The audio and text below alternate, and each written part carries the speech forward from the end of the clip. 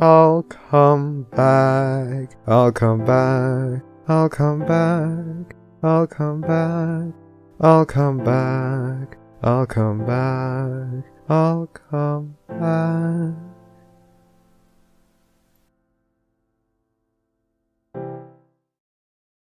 In my intro, so that's Okay. All right, I see us online. yeah.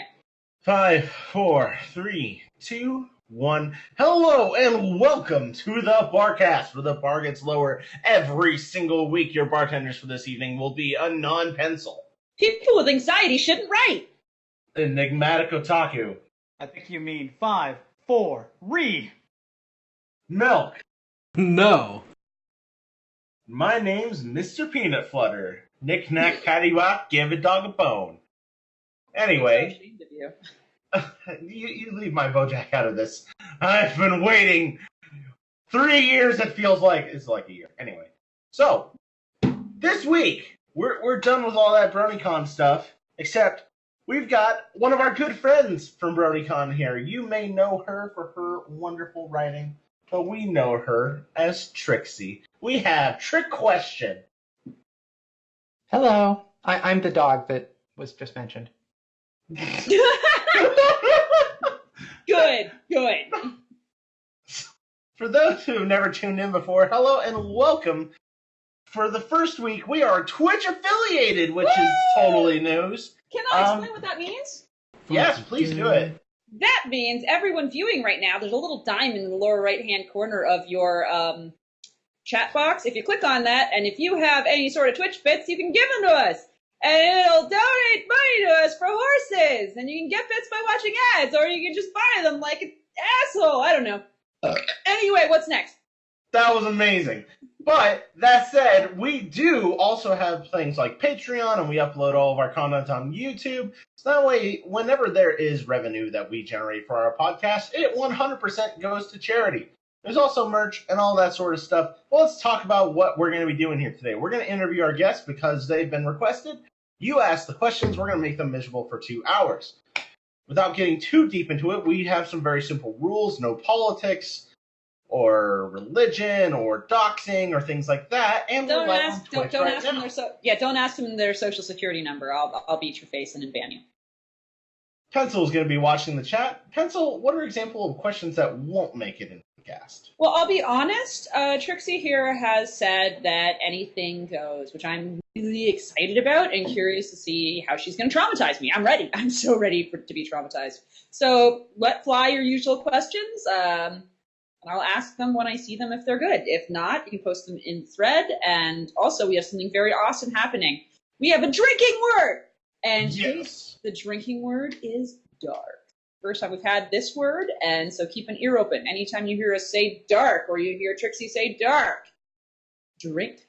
Please drink responsibly. Please don't send yourself to the hospital again. You know who you are. Don't do that. Before we approach the darkness imprisoning me, would you please see if there are any questions from our chat, Pencil? Tony asks, how big is her girl PP? That one's pretty easy. So I am a Fuda, and let's see, at maximum, I'm about 7 inches long. And Perfect. This makes me so happy that you identified as a Fuda. I don't know how to handle that. There's not really a word anymore because just the way things have happened in the past few years, just about everything I could use to describe myself is no longer considered acceptable. So, ooh, can we make up a new word? Yeah, I can't like call myself a she-male or something, but since Fuda has grown to include like actual women who don't have vaginas, because having a penis and vagina at the same time doesn't actually work, because the vagina has to go through the place where the penis root is located. So now I can just say Fuda, and at least in casual circles, that's good enough, I suppose. I love this. Thank you. You know, what item near you is the closest approximation to your size length? Probably my dick is the closest item to me. But I don't know. I've got a saucer here, like the type you stick like a bowl of soup on. And that's kind of comparable, although it's not like the shape of a circle. I'd be concerned if it was. Yeah, it actually bends downwards. It has like a downward bend to it. The which is saucer unusual. or No, my cock. So right or It's left? I'd ask right or left. Do I dress right or left, or Sure. I don't have to dress right or left anymore because, in order, for sort of general concealment, the pants I wear have they're long waisted enough that, there's room. You know what? That's the most genuine answer, and I'm actually kind of fascinated. But this isn't about me being genuinely fascinating with your genitals. Right. So I'm gonna let Priest take over. I mean, it could be, but I mean, it could. I mean, we could do that. I would love to talk to you more, but I'm gonna let Priest take over. Something. The downward facing dog. We have actual interview questions. I thought you were gonna say pictures. I was curious. No, Yeah. all of us? we're not that kind of podcast yet. Oh, okay.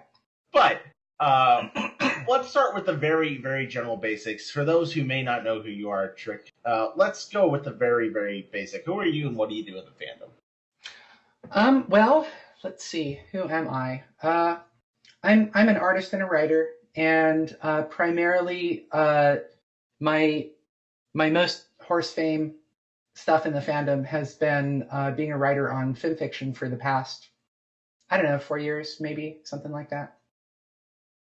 And I've got I think 700 something followers, so I'm reasonably well watched. And most of what I write tends to be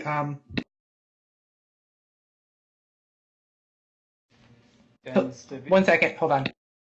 Not a problem. I tend to write fiction that is dark, but you wouldn't know that by looking at my my recent stuff, because I think that the last 5 things that I've written are either comedies or heartwarming, which is not my typical fare. But usually I write things that most people consider dark. I don't always think the stuff I write is as dark as other people do, because to me it's kind of uplifting, but it's a perspective thing.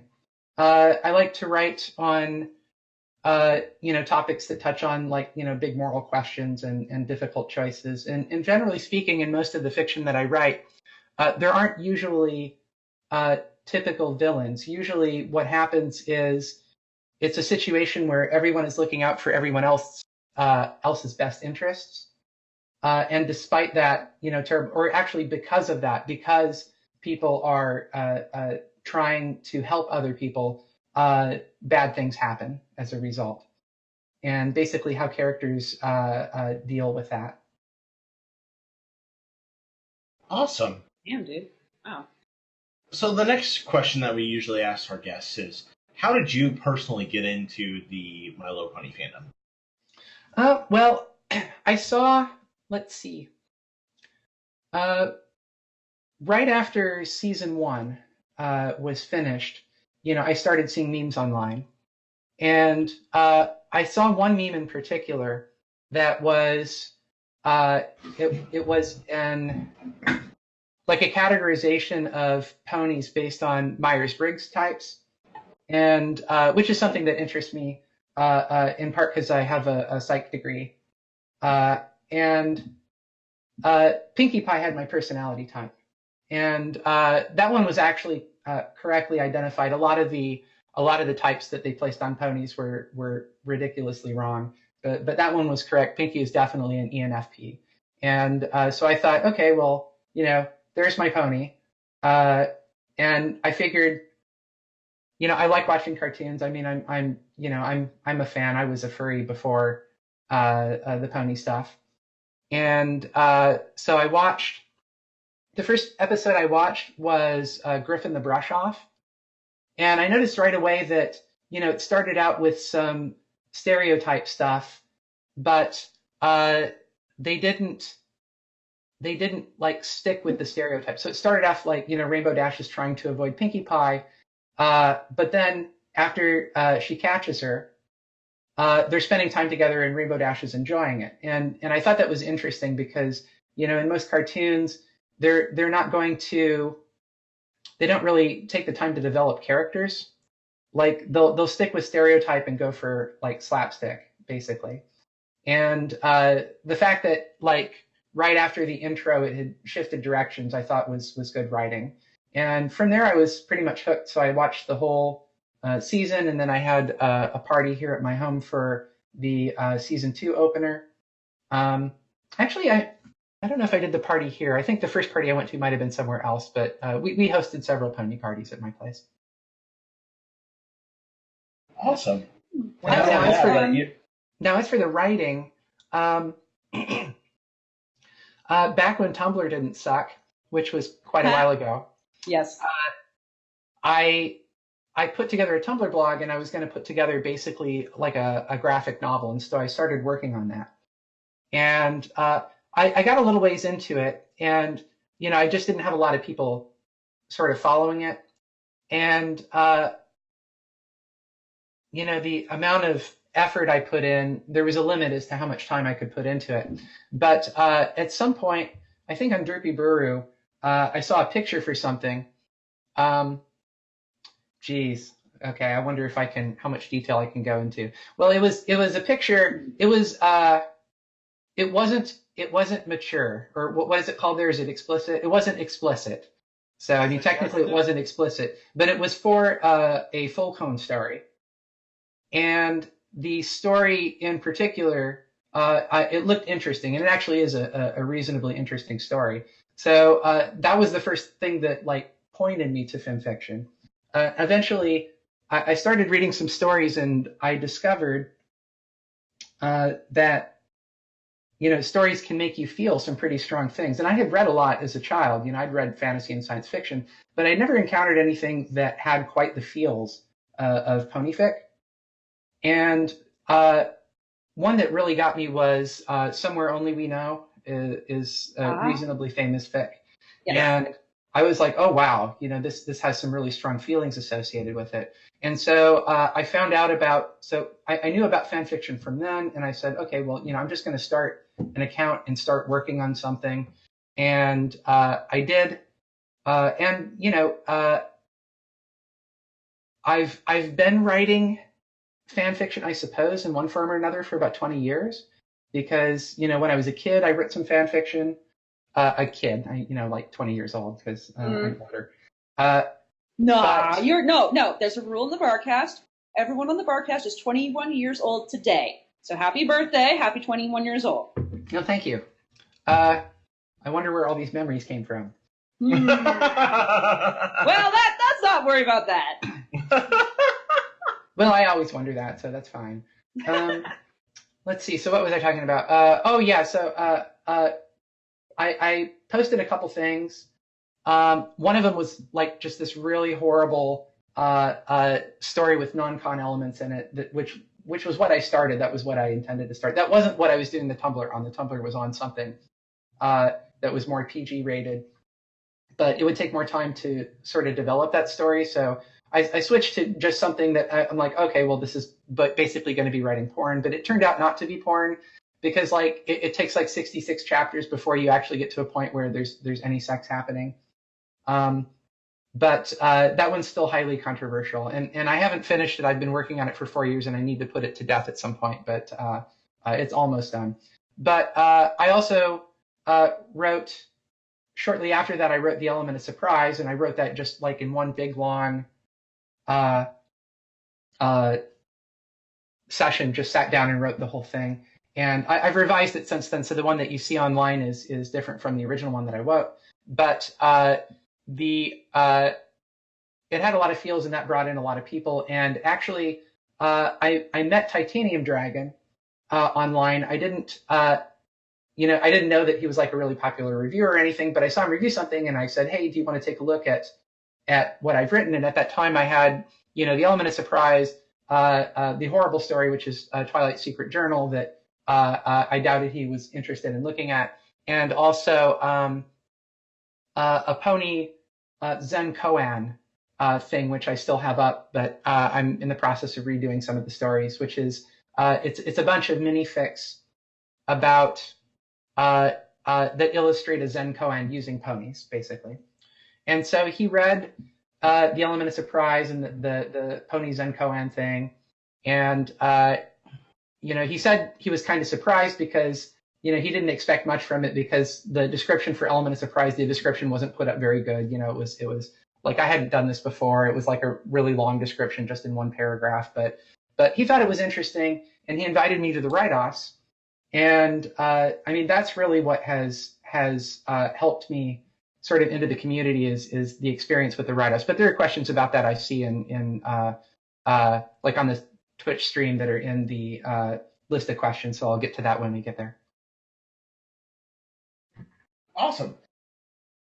In that case, then, the next question that we have is: so what keeps you here overall? And I think your previous answer kind of lightly touches on that somewhat, but if you had to pick between something like art or the fan fiction or the community conventions, what keeps you in the fandom and sticking around with us? There's so many fandoms out there. Why this one? Yeah, it's true. I think that, Ponies is going to continue. G4 is going to continue to live on through dedicated fans who are interested in producing content. Like, for me, most of what I consume is fan fiction and music. I almost exclusively listen to like pony created music. What was I going to say? And the community, I've made friends here, and that keeps me here too. But mainly, writing for Friendship is Magic, it's very interesting because I don't really like original fiction as much, at least not writing it as much as I like writing Friendship is Magic fiction. There's several benefits. One is just the fact that the fantasy world that's there is so rich with characters and concepts, and the fact that there's this magic and science aspect to it allows you to inject fantasy and sci-fi, and you don't have to lampshade things necessarily because you can just use magic as an excuse essentially. And there's a lot. It's very fertile ground for writing things, and plus the characters. We all love the characters, and they give an interesting starting off point. With fan fiction, you don't have to, for example, develop the characters and the world initially. You can write small stories that have impact because you're leaning on already existing canon stuff, as well as fanon stuff. And, when you do that, there's just because the show's been on for so long, there's just this really sort of deep wealth of already existing stuff that your stories can draw from. So you're able to make interesting stories that can be relatively small. And about, most of the fics that I write are under 2,000 words. I do write some longer fics, and I like writing longer fics more. But I do write a lot of short fics, and those tend to do well. Awesome. Then our next question is, if there was anything you could say to those who have been supporting you from day one, follower one. Or haters. Or if you had anything to say to the haters, what would you share with them? Well, I guess thank you if you're a follower. I could say fuck you if you're a hater, but I don't, I don't really feel that way. I actually have, if you look at my website, I'm Trick Question with a space on FemFiction, and I've got a list of comments. I'm actually going to pull them up and look at them because they're amusing. Let's see, common. I'm trying to find my own bookmarks. Here we go. All right, so if I go here. Right, so I've got a list of comments that I put up. It says Tricks critics agree, read what they have to say, and I just might as well read them all off. I can do this relatively quick. So this shit sucked from Fic Demander. Lady Sugarhooves wrote, nope, flips table. Tech the Evil Alicorn wrote, this almost made me barf. Follower of Glowcloud, the author is the true villain. I kind of like that one. He That's actually good. wasn't. Nice. They actually weren't insulting me on that. They were trying to send across the impression that I'm the one responsible for the villainy in the story, but it still sounds really funny, so I put it up. Repulsive, you deserve a boycott. So someone called for a boycott of my works once. Good job. Thank you. And the funny thing is, I don't think the story that most of these comments are from is actually that dark. It's really kind of funny. This story, actually, a book player held it hostage with a downvote until I agreed to add a dark tag to it, because she was so bothered by the choice that Twilight made at the end of the story. No. And she actually took it off of like comments on the story and like to private messages, and like it was crazy. It was really crazy. She had some very strong feelings, as she often does. But yeah, it was pretty amusing. So I'll talk about that in a second. But the story's the worst thing I've ever read. Someone wrote, there are so many things I find morally repulsive. I like that one. Oh, I get that a lot. I love when that happens. I hate, loathe, and despise everything about this story. I don't have to read this story to see it as a stupid one. So that's just kind of funny if someone writes that. Obviously, that's their opinion. I don't think I'm getting across just how deplorable this is.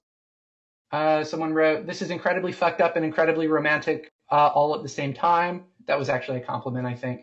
I feel the same way about this as the idea there should be laws against homosexuality. That was Book Player's comment. Oh my God. Wow, that's special. We're not going to get too far into that because that's a can of worms. That is a big old can of worms. Milk So get them for great. next month. What's next? Pure simple wankery with all the subtlety and grace of hitting me in the face with a lead pipe. That's probably the harshest comment I ever got. That was for one that I took down, but it's still pretty funny. And this is an author track on incestuous issues Trix seems to have with her own parents. And that one, I have to say that one's legitimate. I'm sorry about that. Nice. I do actually have incestuous issues with my own parents. Oh, and finally, my God. Wait, what? And finally, someone says, trick question, thank you for writing this. It's beautiful, thank you. And Where is Shakes? Where is Shakes? I mean, I'm sure Shakes' incest detection is just going off like crazy. But anyway, so what's next? Next question that we got, not to cut you off, Trick. No, go on, please. Who is best pony? Pinkie Pie. Pinkie Pie is my favorite. Scootaloo is a close second. I'm also really big on Thorax and Luna. I've got like a Pinkie Docky, and I've got a Scoot Stacky, and I've got like a Thorax plushie that I just got that I love to pieces. Awesome. I remember that Thorax plushie. Scootaloo? It's so cute. I think you mean Chikun. You were doing so well today, Enigma, and then you just decided to be stupid. Okay. Yeah, like before the cast, you were actually funny. I don't know how this happened. We turn on the camera, gone. You're like the opposite of an actor. Anyway, we got questions out in the thread now. We're starting out with Coffee Minion, good old friend of the cast, number 1. For the benefit of those who don't know, Trick, what is the write-off and why is it awesome? Right. So the write-off is a competition that happens about every 3 weeks. The website to go to is writeoff.me, WRITEOFF.me. And basically, it's a bunch of amateur. I mean, there's a couple of professional writers that participate as well. And it's a competition where we all write stories based on a prompt over a limited period of time. There's a couple different formats. There's a minifig format, and there's a short story format. Short story format is like up to 6,000 words, and you have 2 days. The minifig you have 1 day, and it's like up to 750 words, I think.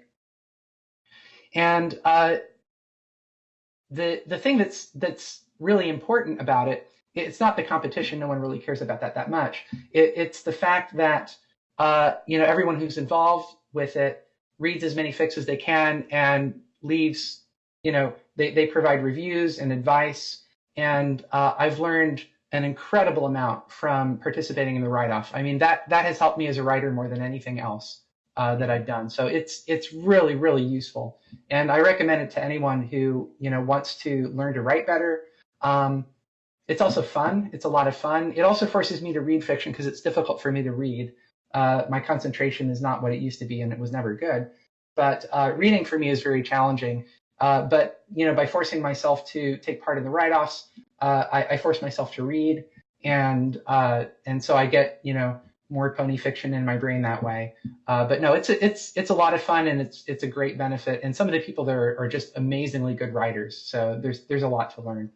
Oh yeah. Would you say that workshopping is like a really stupid good way to learn how to write better rather than posting something directly to fanfiction? I don't know what workshopping is, so I can't. It's where you go through a piece of writing and you pick it apart nuts and bolts wise, and you get good critiques from multiple sources, such as you do with the Writer's Workshop. Yes. Yes. That's extremely valuable. It's very valuable. Not only that, but one of the things that I like about the write-off, I've participated multiple times, is that for the most part, unless someone goes in the write-off chat and like outs themselves, it's all anonymous. So you may have someone like Colton Gardez or like me or Horizon that posts something one week, and then you may think like, oh, this must be them. But the next week it could be a totally new writer that you would have never have known. And it not only exposes you to wonderful, great writers in the community, but also makes you give impartial feedback no matter who the person is. So it's really, really wonderful. Right. Yeah, you're when you get feedback from people, they don't know who you are at the time, except I always know who Colton Gardez is because his signature is unmistakable. See, now that's funny, because when I took second in the write-off, it was because people thought I was cold. Ooh, anyway. Anyway. Drama. I mentioned Afghanistan, and so it just... Let's move on immediately. So what you guys should do next time is just write a dragon boob story and have them think that all the entries are me. I hate everything about this. Let's move on. Yeah, let's move on. Number 2. It's fun when the show gives us alternate versions of our beloved ponies. Is there a canon alternate universe version of a character that you particularly enjoy reading or writing, such as Somberverse or Rainbow Dash? So I don't do a lot with alternate universe stuff because I really want to lean on canon whenever possible. Like I don't usually use that tag, even when it kind of qualifies. Like when I use that tag, what it would mean to me if I used it, I don't think I have it on any of my stories, would mean that the story began from a point that is already diverged from canon.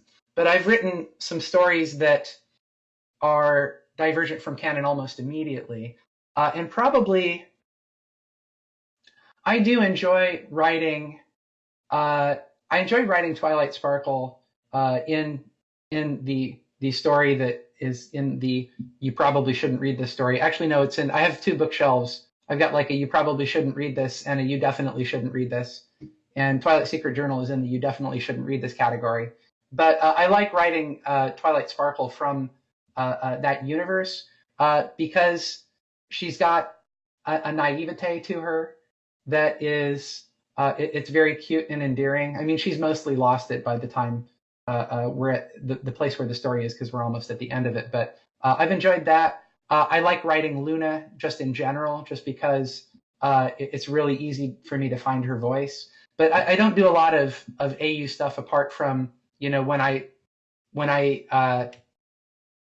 like immediately diverge the story at the beginning. And sometimes it'll come into play where, there's some mystery, you don't know what's going on until the story like progresses. You realize, oh, this is not actually, the universe that we started in, but I don't usually tag that.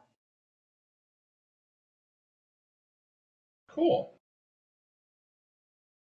Then, number 3, how much dew would Daring do if Daring Do did do? Well, I drink more than 2 liters a day of Mountain Dew. So. Oh my God! What? Yeah, I drink more than 2 liters a day. I have Pinkie Pie's metabolism. I'm very thin. I can't gain weight, and I need constant sugar. So the way I get it is with Mountain Dew. So I drink a lot of Mountain Dew, and I suppose Daring Do probably would as well. She's an extreme pony. She would probably, slam the stack and feed the rush and use her wide mouth slam can. I like the idea that in her flask is just Mountain Dew instead of life-preserving water. Probably Mountain Dew and vodka. I think Pencil's probably like foaming at the mouth for the amount of sugar you're able to consume in a sheer day. Oh yeah, I'm so jealous, and also acid. But would just like to confirm, trick question does in fact have a flying figure. That's all. All right. This is nice. We're going to Alex underscore. Number 1, what's the best advice you can give in 3 words? Do the write-off. Perfect. Number 2, what song do you want played at your funeral? Geez, there's a lot that I would want played at my funeral. I like I'll Be Haunting You by They Might Be Giants. That one's pretty good. Ooh. I mean, if you want Pony Song, oh gee, there's a lot that I like there too. I'm a big fan of Heartstrings, which is it's in 5/4 time, which is very unusual. Reese's ears perked up. I could feel them from across the head. I could go, yes.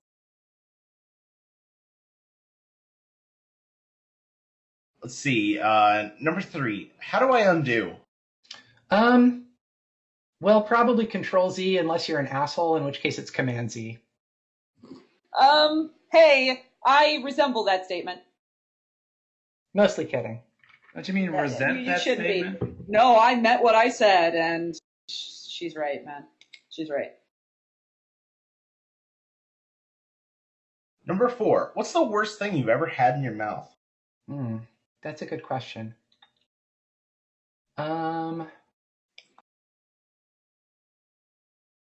Well, it's not ass, because that's always been good. Let's see. You know, I haven't really had any super horrible sex, so I'm fine with that. Actually, I have a severe phobia of trying new foods. Do you? They finally have a diagnosis for it in the DSM-5. It's called avoidant resistant food intake disorder.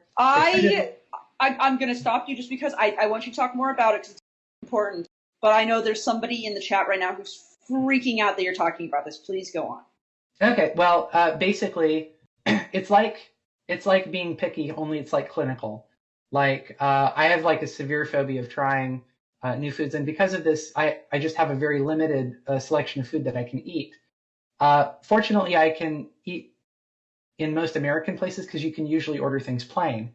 But in general, like I've never had food that isn't either American or Italian. Like that's it. And the Italian food usually needs to be it's usually stuff that I make myself. I'm a good cook because I kind of need to be. But I think the only Italian dish that I feel safe eating out is pizza, as long as the sauce is not chunky. If it doesn't have like chunks of onion or tomato in it, then I can handle it. But yeah, it's actually sometimes it can be a little bit disabling. I've had I offended a group of people once when I wasn't able to eat at a German restaurant with them. But they were kind of assholes to begin with, so I don't really care that much. But my extended family, like Joel is my husband, and his family frequently tries to. They're like, oh well, let's do this, so that Anna can basically eat with us, and usually it's not worth. Whoops, hold on a second. I've got something triggering my Wacom tablet. Okay. Is it like the Duolingo owl being like you have to draw today or something? No. Well, I think if you can still hear me, it's still fine. Yeah. Okay. I just clicked and I got rid of it. Sorry, it was showing me like a little diagram of a one of the magic pencils and what the little switch does. What was I talking about? Oh yeah. So yeah, I mean sometimes people try to like work around that and it doesn't usually work, but yeah, it's kind of a thing. Like as an adult, you can really hide it because you're never forced to eat something, and you can always lie and say I already ate or something like that. Cool. But that's all. Very informative. Number 5 is, what does the future hold? Well, I don't know. I am gonna keep writing. Yeah. There's a lot of topics that there's a lot of things that I want to do. I just published a book of my fanfics, And I've thought about, I've written like a conlang, a constructed language before. I published a written and spoken language called Primal for furries. And Really? I've thought about writing and publishing the Breezy language because I could do that pretty easily without copyright problems. And I could make it consistent with what was seen in the show by being clever about it. So I thought about like doing another constructed language. I also I like games. There's a puzzle game community that I'm involved with. I don't know. And there's a book, a nonfiction book that I've been wanting to work on for a long time, but I've been kind of stymied by some issues that came up. Mainly, I deal with depression, and I deal with myofascial pain, which is like the myofascial pain I get is in my teeth. So it's like having a bad toothache, but that happens like on a daily basis. And because of that, I've had to take a lot of opiates, and taking a lot of opiates like makes it impossible for you to do shit. Which is why like my PhD is basically on hold. I have a master's. I have a bachelor's in psychology and a master's in computer science, and I teach computer science at a major university. But this has improved somewhat because medical marijuana is legal in my state now, and that actually it works for like 80% of the pain. So I've dropped way down the amount of opiates that I need to take. So that's helped a lot. I am so happy for you. Like no comment on the environment around that question, but I'm happy for you that you were able to cut down on the opiates. Oh yeah, I mean it's great, and it's not the stuff that I vape, as the kids say, is not high in THC either. I mean it doesn't get me stoned, and it still gets rid of the pain, so it's pretty phenomenal. That is literally something I was talking about earlier, so I will talk to you after the cast about that. We'll run the jewels to the next question. Oh, I'm so smart. It's a vape joke. All right. Please go to the next question, please, before I punch you in your face. Wanderer D is up next. I forgot to tell you I took that last hug at the party as a compliment. Okay. Should we not know what this is in reference to? Oh well. So at the party, the BronyCon party I hosted this year. Like, what was it? It was really crowded because I tried to get a suite, and they told me it was a suite, but it was like about the size of a normal room in there. Oh, no. So it got pretty crazy inside. No, it was fun. I mean, there was enough room. Some people like stayed out in the hall and had like hallway con, and they didn't like come up and complain about the noise or anything. So we managed to keep it down enough for that. But through most of the party, I was wearing a bikini that was quite revealing. And the place I got this is there's a place online that sells matching men's and women's garments. So I was able to get, like the top to cover my tits and the bottom for the other parts that for me, it's too big to tuck. So, it just has to be out there. But I was wearing a bikini, which some people were slightly embarrassed by, but they hit it pretty well. And I think Wanderer D was just maybe a little bit flustered when I gave him a hug. I don't know. I don't remember too much of the details. When you say they hit it very well, do you mean their own erections? That too. Enigma, are you implying something about our guests? To our guests? Are you trying to say something to our guest, Enigma? Are you trying to reveal any feelings you might have? I don't want to out your Enigma. It's okay. I don't want to out your peener to the masses, Pencil. Enigma, I was implying you had a crush on our guest. You asked that. Moving on. Dead air. Number one. Who has the biggest dick in Equestria, and why is it Fluttershy? That's a good question. So, obviously, if we're talking, canonically, I think we've seen, there have been a couple instances of seeing what appear to be trans characters in Friendship is Magic. So I mean, there might be some of that, but like in canon, I would expect that Troubleshoes would, just because he's enormous, would also be enormous downstairs. That fucker is not a pony. He's a goddamn horse. Ponies Oh, or yeah. horses? My big horse. Ponies or horses? They're just small horses, and they can learn things. Go on. And why is it Fluttershy? The only reason it's Fluttershy is because Futa is close enough to Flutter that ponies ran with it. So It checks out. it's also kind of appropriate just with her being shy. Like when people drew the main six before EQG, like it was typical for Fluttershy to have the largest hooters. So the poison joke made it that she couldn't hide her masculinity anymore. I suppose that's possible. Now then, number 2. Why are your hotel parties so awesome? I guess it's the people that show up to them. I mean, it's really, what makes the party is the people. And I was able to, the first time I had one of these parties, I was able to get in touch with a lot of authors and convince them, hey, this is going to be fun. And a lot of people showed up and they had a good time, and it got bigger the next year. And then the last year it wasn't quite as big, partly because I did it as a dead dog, but that was like a good thing because, we didn't have the space for it. But I do like hosting parties when I go to cons. I mean, this is a holdover from, I used to hold room parties for friends at furry cons back when I went to furry cons much more frequently. Right now, the only cons I go to there's a furry convention that I started actually in the city I live. Well, I guess it tells you the city I live in, which is Anthro, Ohio. It used to be called Morphicon, and I started it in 2004, and it's still running.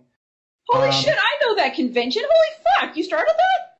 Yeah, I was the chair for the first 3 years. No fucking shit. Okay, again, we'll talk later. Go on.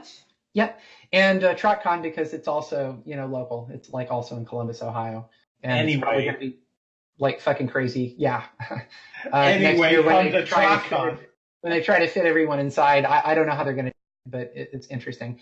And what else was it? Oh, and BronyCon, but now, that's defunct. So maybe I'll find somewhere else to go. They're also during the summer, which is convenient because I don't teach over the summer.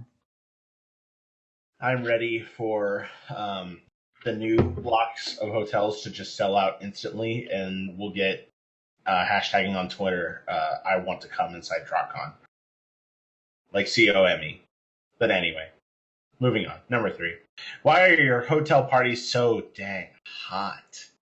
I guess again that's the people that show up. Unless you mean like why is it so hot in the room? And that's because there are so many people in the room that the air conditioning can't keep up. But I don't know. Gary Oku is probably referring to my naked body again. It checks out. Number 4. Who's your He was favorite? really surprised. He had no idea that I was not like cisgender when I spoke with him at the party 2 years ago. He was like floored, which was really sweet of him. I mean, that's nice. It's like flattering. Speaking of flattering, who's your favorite rival and why is it Gary Oak? I can't say why it's Gary Oak. I do like Gary Oak. I haven't read a lot of his stories because I haven't read a lot of stuff in general. So it's mainly the people that I know best are the ones who have been in the write-off. I've read stuff from them. I think that pretty consistently, easily 2 of the best authors that I've been up against in the write-off are Colden Gardes and Horizon. I think Colden Gardes is probably the best writer in terms of the quality of the writing itself, not necessarily the stories that he comes up with, although he does come up with some excellent stories. So there are some that he's completely knocked out of the park. If he has the right story, then when he writes it, it's perfect because the writing is going to be perfect. But I like a little bit more of the stuff that Horizon has done. They're both very friendly. Horizon in particular, I think I connect with really well.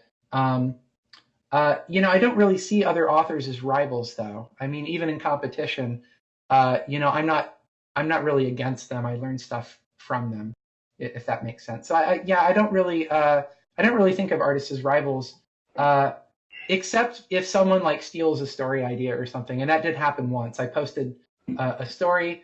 This was Zaponator. So I posted a story. It was kind of premature, and I needed to take it down and change it because I just did not. I didn't stick the ending at all. And so I posted it. It ended up in the feature box. A week later, I took it down, and then, or no, I took it down a couple days later, and the week after that, Zaponator posted a story which was on the same topic. It wasn't the same story by any stretch, but once he did that, his story became so popular that people started writing other stories, and they wrote a group that was about this. And I'm like, well, now if I go back and fix that and publish it, people are going to think that my work is derivative, and it's not. I was the first one. It wasn't an original idea, though. I mean, it was an idea that I took from somewhere else. But that was Zaponator's Blink was the story that appeared after the one that I put on the same topic. Awesome. Number 5, do you like bananas? No, I don't. I don't eat any fruit. Like, I mean, I can have fruit juices. I don't really like banana flavor, though. So, no, that doesn't come up. I don't eat fruit or vegetables. Like corn, potatoes, and carrots if they're cooked. That's about it. You can't get very far without those. And processed tomatoes for like smooth tomato paste and stuff like that. But that's about it. Apart from that, it's all meat and like butter, meat and fat, and carbohydrates. I am so jealous, and also since someone else is probably going to be like, "Oh, he didn't say the thing." Well, you aren't going to be finding any bananas on the moon. Anyway. Thank you. And also because it's been a while, you said moon, so I'm going to say dark side of the moon, and now we drink, and now we move on. Go ahead. There you go. You know, I haven't been keeping up my end of the bargain to say dark frequently. Ooh, thank you. Oh. All right. Lastly, okay, so what's the question? What's the trick question? I have no idea. Sorry, I'm not prepared for that. I should think of something witty, but I guess, do you like my story? That's the best question I can come up with on short notice. The answer is yes. Yeah. The answer is yes. Now we're going to Terry the Human. Number 1, what is your favorite and least favorite MLP episode? Ooh, so this one's tough. I think, I have a lot of favorites that I would say I think this is a really good episode. This is one that I would want to show people. As for episodes I like to show people, I think the later episodes, some of the iconic first season episodes are good, like Call of the Cutie, for example, and Sonic Rain Boom. Some of the later episodes that get back into stuff that people had made fanon that we wanted to see more depth on. Obviously, the Applejack's Parents episode was really good. The some of the episodes that involve Celestia and Luna together, I think are really good. As far as me connecting with the episode, the one that hits me strongest is Equestria Games, which is where Spike is learning to deal with the fact that, it's okay for him to fail and continue despite having failed. And that one is personal to me. For least favorite, probably there's nothing that I absolutely hate it. I don't like some of the silly things they did in the first season because they were afraid to tackle harder subjects. Over a barrel having a pie fight was, overly silly. I mean, they never went back to something like that. They put like actual war in the show at some point, and they got rid of the silliness. But I actually have a fic for that. Like my the fic I have that's the most award-winning one, Price of the Smile. Actually, there's like a fic, a portion of it specifically for that. Every once in a while they'll have something that they don't quite. There's something that bugs you about the episode, but I don't really hate any of the episodes. I can't say that there's anything that I would like take out of canon completely and wish that they hadn't made the episode. Awesome. Next question is, what is your favorite memory as a brony? Oh, geez. I'm still making them. I mean, it's still going. Things are still going up. I liked a lot of the experiences I had at BronyCon 2019. I have good memories from that. I really like, I've liked seeing people enjoy what I'm able to produce. Like being able to produce that book was really neat. Thanks to Aquaman and RB-47 for doing all the footwork to get that BronyCon bookstore running. Probably, completing the book was a big thing for me. I like that a lot. Awesome. How was your personal experience with the BronyCon bookstore? Just because everyone that's involved with it, I like asking the question. Oh, it was amazing. It was very, very well run. There were issues with how the con was run. We only had one table, and the line was so long that they had to separate the line into two pieces, and it was very difficult to get in the first couple days. So it was hard for authors who were participating to get into the dealer's room. So there were logistical issues, but it was run very well. Most people greatly underpredicted how many books they were going to sell. I told them that, there's going to be thousands of people there, and most of the people who are there are not from film fiction. You need to prepare for larger counts of people, and no one did, and almost all the books sold out. I did bring enough, and I still have I've got a little bit left that I'm selling overstock for now, and I'll come up with a Lulu link once the overstock's finally gone. But no, it worked really well. I mean, it was very well done. It was very professional, and it was a lot of fun. Awesome. And I also bought a lot of books. I actually spent more money on books than the money that I made, because I made net like 900 something, and I spent over 1,000 on books because I bought every book in the bookstore. Me sitting here just well, I know one of the books that you picked up was mine, so first of all, thank you. But also, buy my book! Also, yeah, no, you posted pictures on your blog of the number of books that you picked up, and it was really impressive. So, if you do get a Lulu link, we'll be sure to share that around, and if anyone's interested in purchasing one of your overstock, how would they get in touch with you to do that? There's actually a link. So if you go to my blog on film fiction, and let me go there right now. The fifth blog entry down says, "Buy some apples, I mean my book."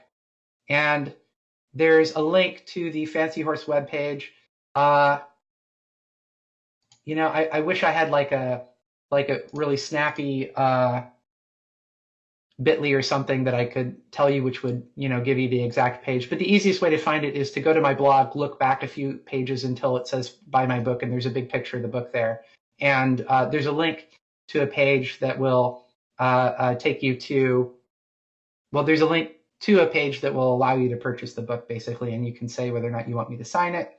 When I sign it in Primal, which is that language I wrote 20 years ago, so I have a signature in another language with its own script, which is kind of funky looking.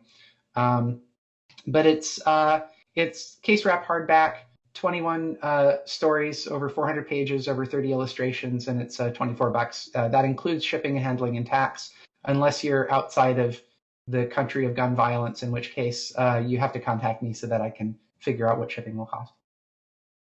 Awesome. Well, I'll be looking forward to my copy of your book that hopefully you'll be shipping soon.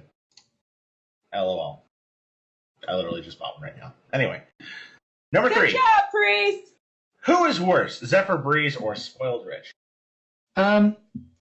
Zephyr Breeze is, I think, a little bit harder to redeem. Like Spoiled Rich, she's very nasty. I mean, I definitely rather spend time with Zephyr Breeze than Spoiled Rich. But, I can see it's easier for me to write fiction that redeems Spoiled Rich, because the way she acts, there could be a reason for it. there could be something underneath that snaps. I actually have a story that does that. What Diamonds and Rubies Can't Buy. I wrote that for Jinglemas last year. And Zephyr Breeze would be much harder because, I mean, his whole personality, it's just very difficult to get him into a position where he's competent in a way where you're going to like him. But, I mean, they're both fun characters in different ways. I mean, there's different ways to do stuff with them. If I have to hang out with one of the two, I'd hang out with the MILF. Really? Of course, Enigma would hang out with anyone who feels like would take care of him and be nice to him rather than just telling him he's a shitlord who deserves death. Spoiled rich being nice to me? What? Are you kidding me? Enigma? Spoiled rich is more likely to be nice to you than, say, anyone here or any real human. Or your real mom. Hey! Oh, got him! I'm joking. Was that too real? That was too real. Moving on. No, it wasn't. We hate Enigma. It's fine. Enigma, we hate you. Yay! Yay! Yay, number 4. Trick, what are your favorite male-female ships? Male-female ships. That's a little limiting. Pretty much anything with incest is going to be my favorite male-female ship. So, let's see. Sparklecest with Twilight and her dad, or with Spike, or Shining Armor. I guess those are. Or Shining Armor and Twilight Velvet. Or, I mean, there's a lot. There's like Starburst and his mom. What is it? Starlight Glimmer and her dad. Yeah, most of the male-female ships that I like are going to be incest related, just because it's an easy spark. Like, what is it? Like Big Mac and AJ, that sort of thing. Shakespeare's interest intensifies. You had his interest, but now you have his erection. Like most of the like more traditional ships that I like are female. Although I do like me some Sporax. I do like Spike Thorax, which is not male-female or incestuous as far as we know. Sporax sounds like acne cream. Okay. Okay, it kind of does. You got me on that one. All right. Number 5. How much of a Mary Sue is Flurry Heart? She's not, because she's a baby. Like, she's extremely limited in what she can do. She doesn't have complete control over her powers. So, like, if she weren't a baby and she was emotionally stable, then yeah, I mean, she would probably be a Mary Sue. But as is, I don't really see that as a problem, and I've never really had a problem. Is she a demon from hell, which is number 6? I don't know. I've never really thought about doing anything dark with Flurry Heart. Dark. You could. And we drink.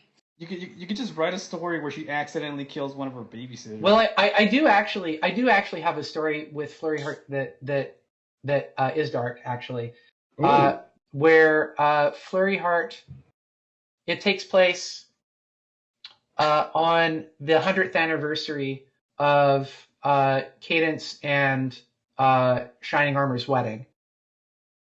And so it's their 100th wedding anniversary.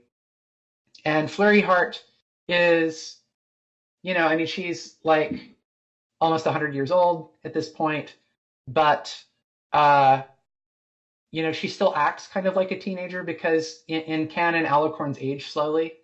So I basically allowed her to be kind of a brat, even though she's like, older than most ponies ever lived to. And I can't really say what's dark about that story. You have to read it to find out. But I have 2 stories like that deal with the angst of living forever and what's going to happen with Shining Armor. And that one, let me grab. It's great when you've written so many fucking stories you can't remember. Right? What the names are. We used to do a little game where we would send. Okay. That one's called As Long as You Both Shall Live, and that's one of my more controversial stories. Actually, it's T-rated. There's a sex tag for reasons that will become clear after you read the story. But that one's definitely dark and involves Flurry Heart. But it's not her like being a demon or anything like that. I've never actually considered.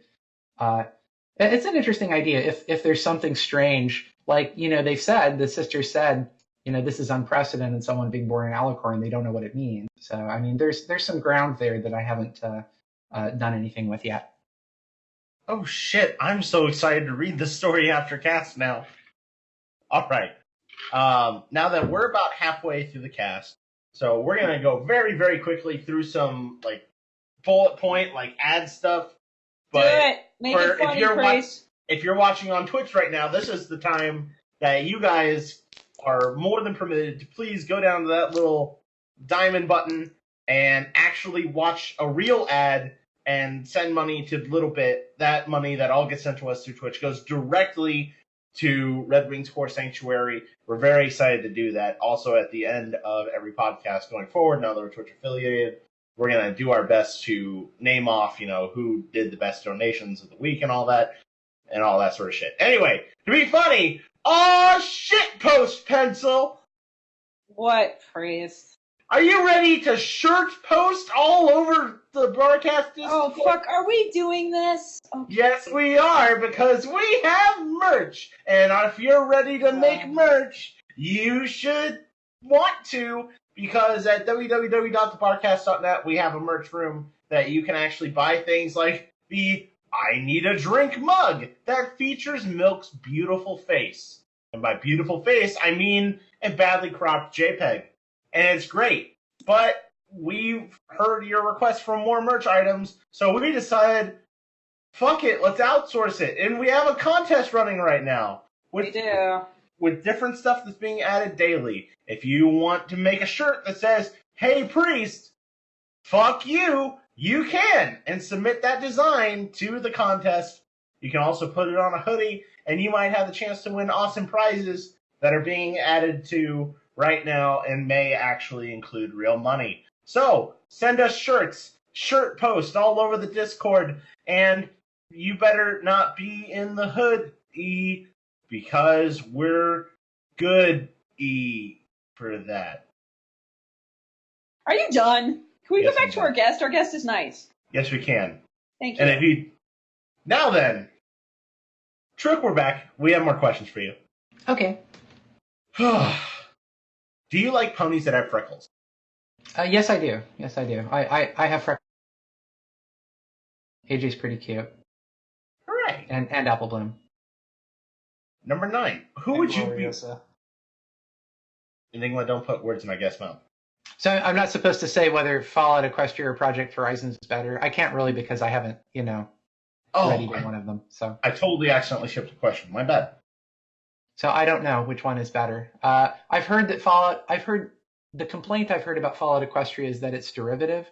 Like it follows too closely actual Fallout, but I haven't read it, so I don't know. Awesome. Now then, number 9. Who would you befriend if you were a pony? Well, Pinkie Pie. I mean, because I like Pinkie Pie. I'd befriend everyone. I mean, I befriend people even not being a pony, so that works. And then number 10. What do you think of this? What do you think of this baby ponies? And then there's just nothing. So what do you think of the baby horses in the show that aren't Flurry Heart apparently, because she has a different design? I think they're cute. I like the eyes. The fact that Flurry Heart has completely different eyes from the other ponies is kind of funny. It's because she's the only one who has a soul. Oh, that's a good. I could wax philosophical on that too. I have some stories that talk about that, but I'm not going to go there. I think they're cute. I like the design okay. I'm surprised they don't. I would think that they would want to retroduce the eyes and make the cake babies have Flurry Heart eyes, but they didn't, and that was kind of interesting. But yeah, not too much. I don't know. Awesome. Okay. Now then, it's a dark day here on the Barcast because now it's Enigma's turn to ask questions. Enigma, please, if you would. Oh boy, I've been waiting for this. Question. Hi, son. You're kind of cutting out. Can you say that again? Hi, son. He's referring to me, I guess, because like he said he was my daddy at BronyCon. But anyway, okay. number 1, who would win in a fight? And that's all he says. Oh, I don't know. Who would win in a fight? Man, these open-ended questions are rough because they put me on the spot. I don't know. Probably Starlight Glimmer, like versus anyone. Yeah, I could see that. She has that anger vein. Well, she's also like a better mage than Twilight, despite the fact Twilight's an alicorn, and Twilight's unbelievably powerful. So I kind of just want to see Starlight in a luchador outfit now. Number 2, which do you prefer? Which do I prefer? Crotch boobs. You cut out. No, it is crotch boobs. Tits. Definitely crotch tits. Ah, Oh my god. person of culture, I see. Yes. Number 3, what do you think of this? I don't know. Fuck you. Neither do I. Fuck you back. Number 4, who would win in a fight? Wait, what? Did you repeat their Yeah, I know. What did Enigma do something stupid while I was gone? No! It's the cacophony of like these No, questions. this is and why, Enigma. By the way, this is why these questions take so long to answer, is because people put these open-ended questions that don't really have any meaning, and we sort of sit here and think about them. Number Wow. 5, what's your favorite? Pinkie Pie? I don't know. There you Say, go. how can you? I guess, meet me at a party and hit it off and grope me. I don't know. You hear that? Whoa. That'd Wow, probably work. that's some good advice. Jesus. Get on that, Mugany. Whoa! Mugany has been saying that he's interested. But anyway. Number whatever. Griffins, Gryphons, or Hippogriffs? I like the third spelling, but that's just not how they do it in the show. How? I kind of like the hippogriff designs more than I like the designs. But they're all good. Some brave pony fucked a griffin, and that's how that race started. Number whatever, we're this on this again. Who would win in a fight? I'm sorry. I would win in a fight. I have won a fight. Actually, I have not won a fight. I've lost several fights. But Who has won a fight? That is the next. do I want to fight? Not really. I'm cool. What I mean, to fight? I've won in a fight, so I'll tell you what. I will fight on your behalf, Trixie, in your honor. That way you can technically win a fight. This is Yay. some Game of Thrones shit. I will too. Final I mean, I could beat up a question. small child. I mean, I don't know if that would be exactly. And but I can beat up a large child, so between us we can just beat all the children. Beat the children in what way? Yes. Whoa! This is some Paris Night Out shit. And final question from Mugany. How your day? Yep. Pretty much. I think he misspelled how you're gay, but okay. No, it is how you are day. It's Youre. Oh, I know. I'm just speaking for him. You should not speak for Mugany. Mugany is a Mugany. Move on, please.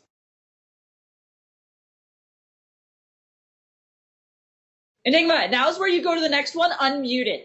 I thought I was only going to do Mugany's questions. Do Shakes because we told you to, and Shakes is a nice fella, and he's in the chat. You only told Do me. the thing, Enigma, and shut your whore mouth! Shakespeare, please.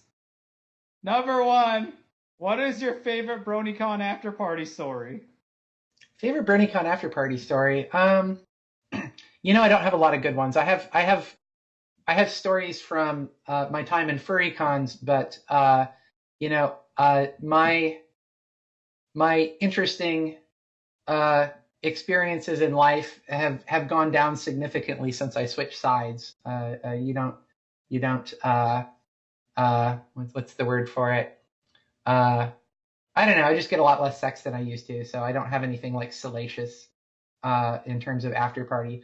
I don't know. I just don't. I don't really have any good after party stories.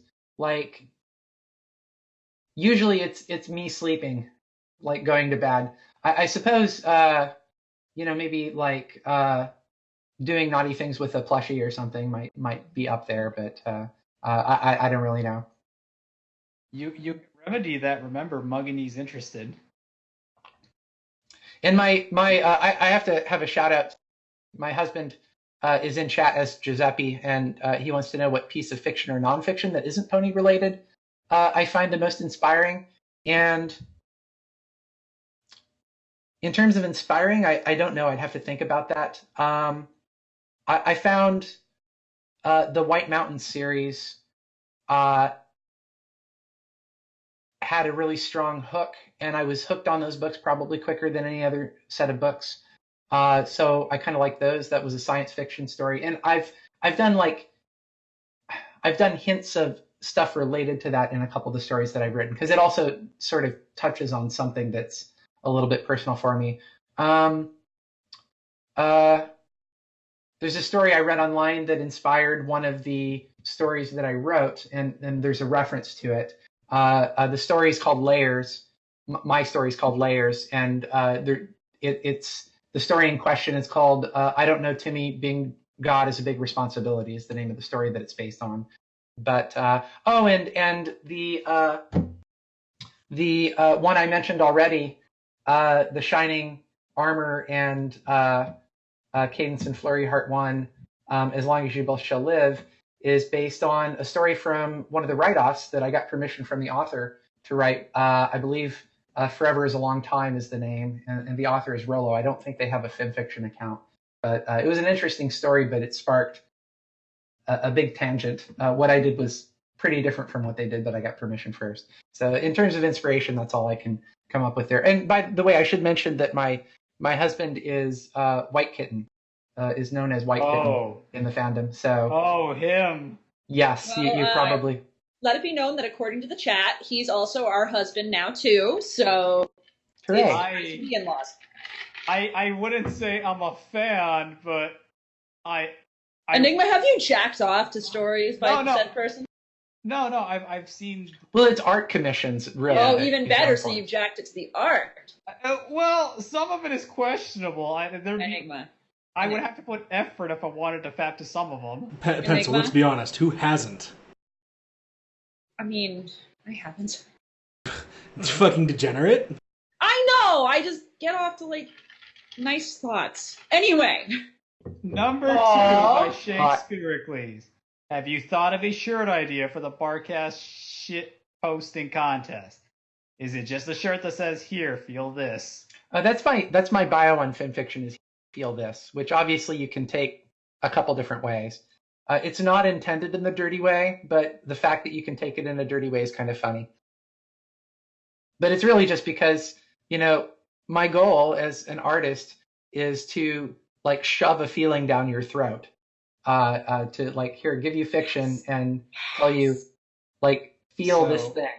I can't emote any greater how much I agree with you. Yes, you get what it's like to be a writer. So what you mean is, shove this feeling down my throat until the color breaks. Wow. It's true. No, Enigma's right. Trixie put it perfectly. You want to just shove feelings down somebody's throat, but you want to do it in such a way where they don't realize they're swallowing. Yes. See, that actually reminded that shirt posting idea actually kind of gave me this idea of just a circle on the upper chest that says "I've been scritched by trick question." Anyway, sorry. So that was one of the when we met the first when time. I fail, huh? Mm-hmm. No, it's just okay. So the first time that Trick and I met Trick in BronyCon, I think it was 2017. You can correct me if I'm wrong. You're like, "Oh, you're Flood Priest," and then he scratched my chest a little bit. And I was like, "Oh, hi." I was like, "Okay, nice to meet you." And Trick's like, I don't remember this. Yeah, that's a common furry group. Is to like sort of on the collarbone to do like a mock scritching. That's where I get Yeah, no, I was not offended by any means. I've been to many a fur convention, so I understood. Anyway, sorry. Moving on. Do you go first suiting as the baby? Stop. Let's move. Number 3. What was your inspiration for a hotel party attire for BronyCon 2019? Well, mainly I wanted to show off my tits and my cock, and that was pretty much the easiest way to do that without seriously offending people. You know, I'm genuinely proud of you because so many people are not honest about it, and fuck yeah, you show off what you got. Fuck yeah, high five through the internet. Yes. Final statement from Shirkley's. Incest, you say? I'm intrigued. Yeah, yes, I do say so. Now we let Priest take over so that Enigma will stop talking. I'm free. Thank God. When Enigma reads questions, I catch the Enigma. This is bad. All right. It transfers. Number 1. What is your favorite meal, snack, or food stuff that's really unhealthy? Oh my God, it's just so good. Well, nothing's unhealthy for me. I can eat pretty much anything. So, I have a lot of. I'm a big fan of Haagen-Dazs vanilla ice cream. I like Cheesecake Factory cheesecake. I can eat a whole like one of the, I don't know if it's 10-inch, like one of the big cheesecakes I can eat in a few days. Those are just delicious. What else do I really like? I like cherry pie when it's made properly, which is hard to find. So, anything else I really like? I like cooking for myself, so I make a lot of. I have like a pork meal I make with a white sauce and tomato juice. So it's like a pink sauce, or it's a gravy. It's like a thick pink gravy with pork cutlet and noodles, and it's delicious. What's the nicest thing you've ever cooked yourself? I mean, it just depends. Like, I have a lot of different dishes. I cook spaghetti and meatballs. I make roasts. Although I usually make it as a technically it's not roast, it's stew because I cover it in water and boil it. After like searing it, like you have to get the caramelized reaction, the Maillard reaction by searing it on like with a pan at really high heat, and then but I boil it instead of roast it. That way, the water holds all the juices, so it's easier. Gravy. I make a lot of gravy. I eat a lot of butter. Cool. I know Pencil is our resident souffle expert. So. Yay! Number 2. What is the biggest or weirdest fear that you have? It's food. I mean, it's really food. And I guess. Before I changed genders, I was kind of afraid of women to an extent. And there might be like a tiny bit of that still there where other girls intimidate me a little bit and guys generally don't. But that's been a long time. I've been on this side for, I don't know, like 16 years or something. So. I have to ask if it's all right. If it's too personal, we'll just make a joke. We'll make a joke. There's no such thing as too personal here. Hopefully that's obvious. I mean, I think I admitted I wanted to fuck my parents. So this is why I like you.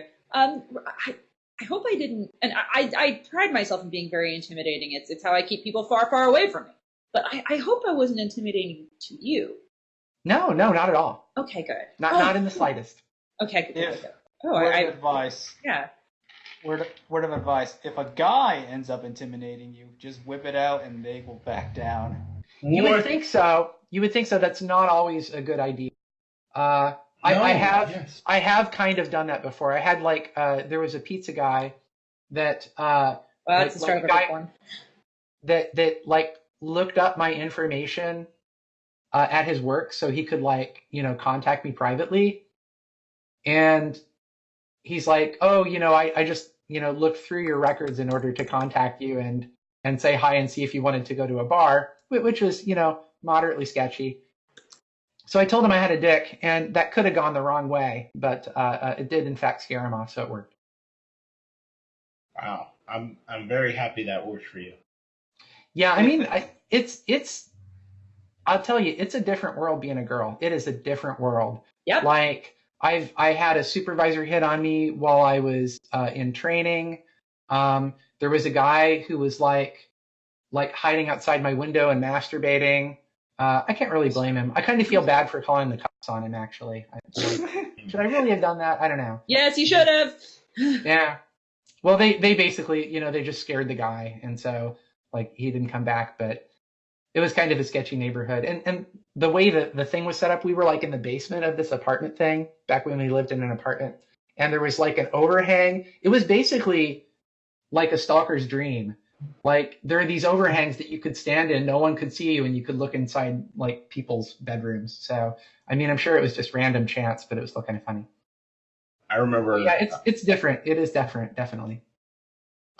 I don't know how much this will actually add to the conversation, but I do remember a specific point when I was still writing, before I was on FinFiction, and I was on 4chan. We've had conversations about how I did green text on 4chan. I moved over. But that said, I joined a Skype chat to try and get to know the writers a bit more and like workshop and actually try to improve my writing. And one of the people, without me joining the Skype chat and actually hearing my voice, thought that I was a girl. Because, I don't know. That's happened to you a lot, honey. That's happened to you a lot. They were able to backtrace my name to a public post I made on my Facebook and showed up on my door and, like, was trying to get into my house. And it was one of the scariest events of my life. And then later on they go, oh, yeah, no, I wouldn't have done that if I didn't think you were. It's like, wow. That's horrifying. That's absolutely horrifying. So you went to go masturbate in their bushes. No. Wow. Okay, we're moving on. Okay. Where's your sense of justice? You have to masturbate in their bushes now. That's how that Starlight Glimmer demands it. Number 3. Why is bagged milk the best? We don't have bagged milk here in the U.S., but it is better. It's better because there's less waste, and you don't have carton milk here hardly at all anymore because it's so much. Hold on. What? Well, where I am, it's all jug milk because it's cheaper to make the jugs because the price on crude oil has dropped. So it's cheaper to make stuff with plastic. And you get like crusty milk around the top unless you clean it off every time, which I do because I'm obsessive about that sort of shit. But it's annoying. With bag milk, you just clip the thing and pour. I went to Canada a couple times and I saw bag milk and I'm like, oh wow, this is awesome. But it'll never happen in the United States because people here will be threatened by it. Okay, we need to talk. We're going to talk. You're not wrong. We're going to talk. No, we're talking now. No, Chris, this is happening. This is happening. So, I have to ask, trick question. Do you know how you pour milk out of a bag in Canada? Yes. So you know. You have like a little plastic thing that you set it in. You have a pitcher. You have a pitcher that you set it in. So here's the thing. Why not pour? Hear me out. Pour the milk. Okay, stay with me. Into the pitcher. I know it sounds crazy, but pour the milk into the pitcher, and then get this. Use the pitcher to pour the milk rather than, I don't know, cutting a hole in a corner of a bag and pouring the milk out of the corner of the hole, and then still having to wash the pitcher, which they always do anyway. Just saying. Why not? Why leave it in the bag? Are you saying that do the pitchers get dirty? Is that what you're saying? Yes, the pitchers do get dirty and they wash them. Well, I don't know. I mean, I only saw it once, so I don't have like. That's what gets me, because I've researched this shit, and they don't fucking, why not pour the milk into the pitcher since you're going to wash the pitcher anyway? I don't know. The bag's already clean, I suppose. But they don't. Just clean it that way. But yeah, no, I hear you. It makes me so angry. It's just so dumb. They do single serving bags for milk too, with straws in them, and that's all I'm going to say. We can move on. I'm sorry. You just puncture the center of the bag. I've seen that. Anyway. That's totally going to be a shirt idea that someone sends in. All right, number 4. What is your one annoying habit? trick. So something that you do that annoys other people, or something other people do that just drives you up the wall. Either or. Well, I don't know. Like, it's kind of difficult to get on my nerves. It's hard for me to concentrate on things for various reasons. So, when I'm teaching class, like, I got to have people, shut the fuck up. And I don't like having to require that, but I don't really have a choice in the matter. But I'm nice about it. I don't know. Like, if you're a teacher, you're always going to come up with habits in how you speak because you need dead air. You need something in dead air so it's not dead air, so people like know that you haven't just like had a stroke while you're trying to teach. And it usually ends up being like or or something. For me, it's usually so. Like so comes up a lot, and so. When I do that, students end up doing it too. They end up copying my mannerisms. Actually, yeah, probably the most annoying habit I have is I'm constantly shouting profanity while I teach. That's amazing! I would have been 10 times more attentive in college. It's funny because I had a teaching assistant who later, like came by and he came, this was like a year after he had taught with me. He came into one of my classes once and he was like doing something on the board and like he breaks the chalk and he's like, oh shit. And, people kind of chuckle and I'm like, don't do that during a job interview. And he's, I learned it from you. And I was like, oh God, it's my fault. Good job. It's like that old commercial. I learned it by watching you. I don't know if you guys are old. No, yes, I know exactly what you're talking about. Yeah, I also know. I tell you what, I definitely would have paid way more attention to my teacher if they're like, all right, we're gonna have this. Most students do like it, and actually, I do it intentionally. It helps students to open up. They feel a little. If you're going crazy, they don't have to worry as much about what they say or do. And it's very difficult to get students to open up in the Midwest. So that's part of the reason. It's part of my teaching style, actually. Yes! Okay, we can talk about this for hours. I'm sorry. Let's move on. Okay. What's the theme song for your sex life?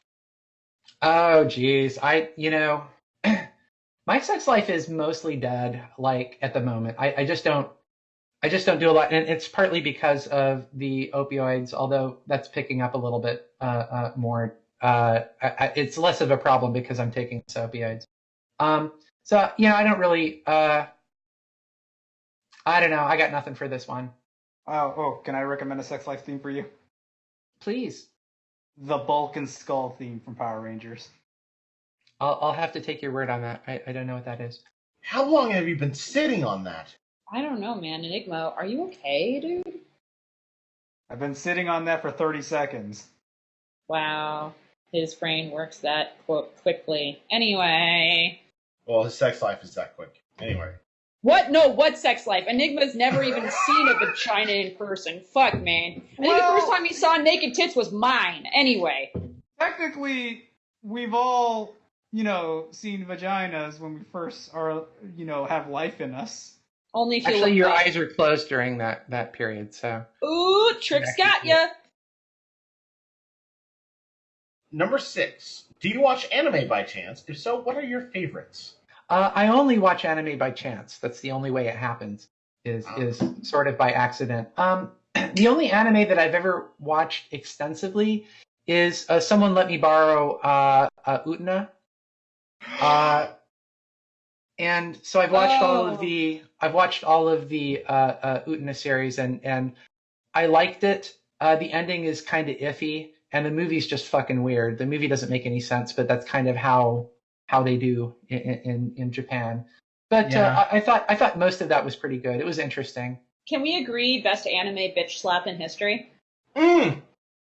Yes, I agree with those things.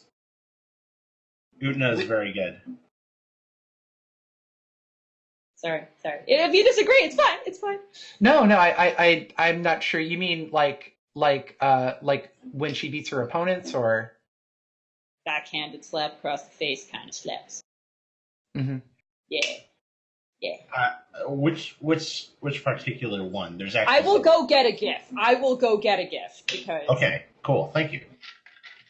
Now then, number 7. How big is your porn stash? As we go get a porn, not a porn gif, a slap gif. Jeez. Yeah, it's hard to say. Like, I've got like old stashes and less old stashes and less old stashes, and it's all disorganized. And plus, with ponies, there's a lot of G-rated stuff in my porn stash now. So, because sometimes that's better than X-rated stuff when it comes to ponies. So it would be hard to say, but I have a lot. Wonderful. Countless Cradle is up next. What was the process behind planning out all the time loops in Broken Symmetry? That was crazy. So Broken Symmetry is my novella. It's online. It's probably what I'll publish next if I do another book. And this is the only story I've ever written. It's really the only project I've ever done where I had to do so much work in advance of actually like doing it, because I had to figure out. It's crazy. It's like I don't want to give too much about the story, but it's crazy in the same way that Primer is crazy, trying to figure out how things happen and in what order.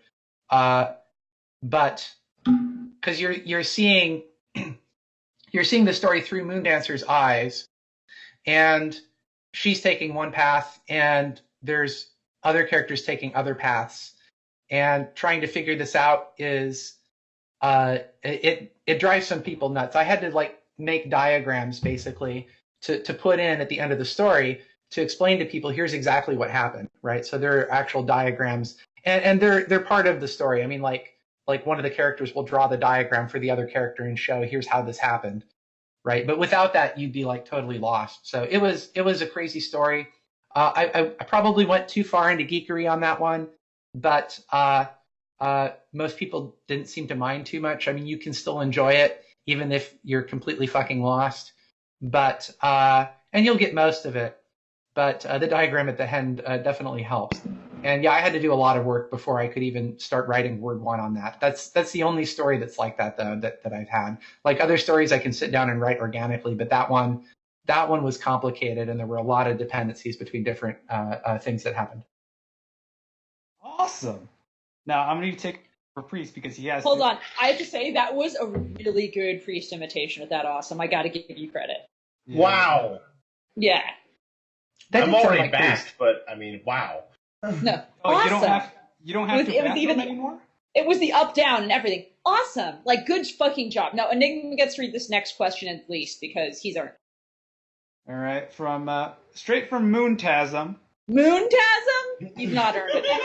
You've lost. You failed. Moontasm. Okay. Moostasm, yes. Have I said dark too many times? Is that why? Nope, I'm ready. Say it again. I've got my drink right here. Do it. I just did. Yes. Dark. Yes. Number 1.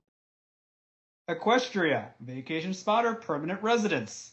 Permanent residence. I would definitely hang out there. Although Equestria is in many ways highly unrealistic. It's difficult to think that it would be the way that it is in the show without like more complicated stuff seeping in. But I mean, yeah, I would definitely live there. I would only stay there if they have reliable internet.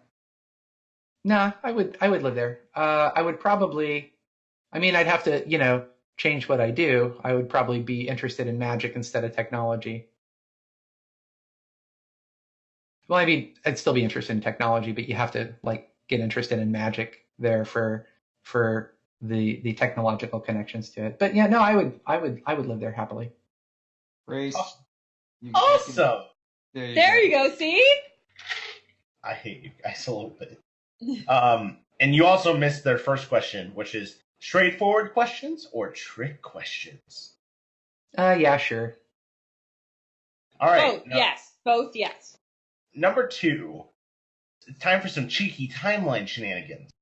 You must replace one piece of historical artwork, paintings, statues, literature, videos, books, with one piece of your own artwork, whether it's paintings or drawings or books or fan fiction. Your artwork will receive the same exposure as the original, including public showings, readings, schools assignments, etc. What do you replace with what, and how has history changed as a result? How can I answer this legally?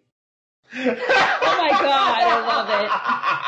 So I have a piece of intaglio work, which features like a sheep-like character with multiple breasts that terminate in these long sort of hot dog-like nipples, and Sorry. and I visualized that. Thank you.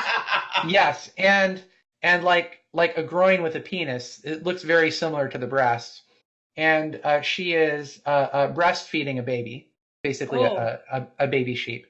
Oh my god. And I would probably stick that in somewhere where there's some piece of work that I'm not hugely fond of, but I would have to go back into art history and look at some of the artworks that I think were much more popular than they deserve to be. You know, I mean, I don't want to name anyone in particular. Like if I say like Frida Kahlo or something, people are going to blow up. But you know, I mean, she had a lot of art, and by the time you get to like the 30th piece, it's like, okay, yeah, we get it. You were in a car accident and you have a mustache. Like, and you have issues with pregnancy, and your significant other was a lying sack of shit. I agree with you. Exactly. Frida Kahlo was a bit highbrow for some.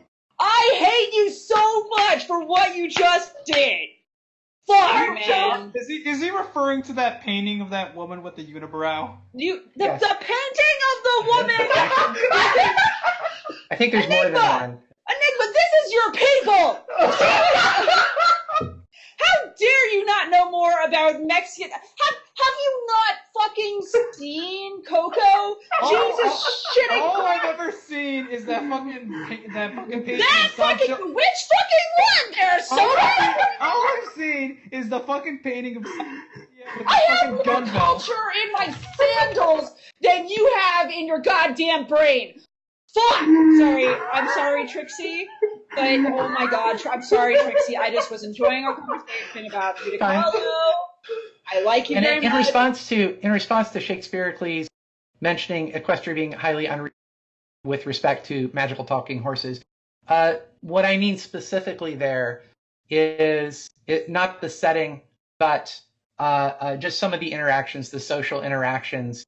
And it's not Equestria specifically. It's like any fictional universe. Like, you know, when you see people on television in a sitcom or something, they don't talk over each other. You know, it's not realistic, and things get like sort of wrapped up in a nice little bow.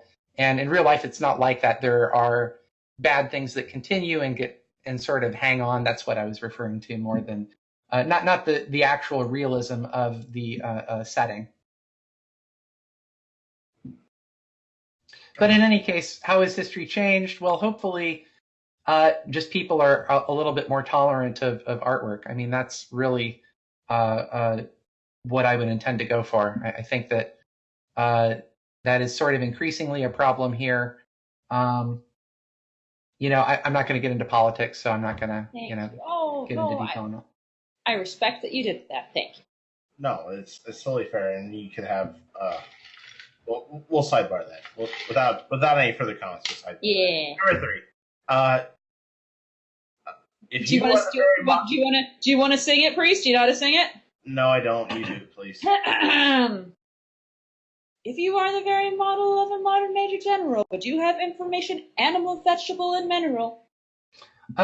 So it's I know a lot of shit, unfortunately. And I probably know more. I guess technically it would be mineral. I know a lot I know a lot of stuff about cosmology and quantum physics, and that falls primarily into the third category. But I do know a lot about biology and psychology as well. Probably mineral, I guess. All right, now RB-47 is up next. Tell us about your autograph and the language it's signed in. Yeah, so my autograph is that I use is in Primal, which is the language that I wrote and produced. It's not officially published because I didn't give it an ISBN. At the time, it was like 20 years ago. Literally, it was 20 years. It was like in 2000 is when I produced it. And back then, it was a lot harder to, produce works for cheap. So let me think. I'm gonna have to mute the beeping from the Discord Barcast. There we go. No, it's okay. It's just people are chatting, which is what they should do. Yeah. And I'm easily distracted. So what was I talking about? The language of your autograph. Oh yeah. Okay. Thank you.